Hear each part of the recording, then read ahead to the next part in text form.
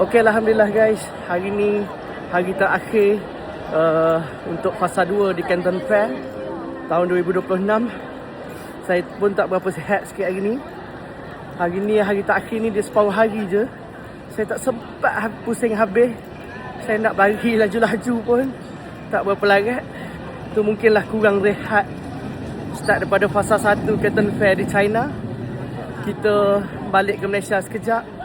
Lepas tu kita pergi ke Indonesia untuk program dengan di Makassar, Sulawesi dengan Sekolah Asadiah Islam Scout.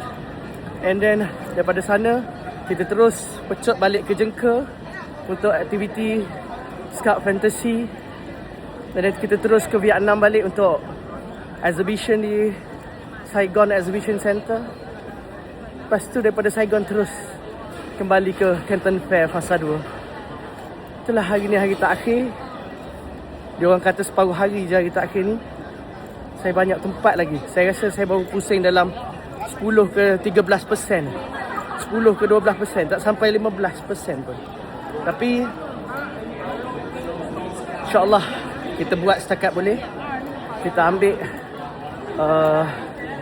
view. Kita ambil pengalaman, kita ambil info sebanyak yang mungkin, setakat yang boleh. InsyaAllah ada rezeki kita berjumpa lagi di Canton Fair fasa 3 next week, InsyaAllah. Malam ni kita balik ke Malaysia dulu. Apa-apa pun, jumpa anda lagi di next video. Doakan saya agar terus sihat untuk kita bagi lebih banyak manfaat pada lebih ramai orang. Amin ya rabbal alamin. So sekarang ni kita di area A. Okay. See you in the next video.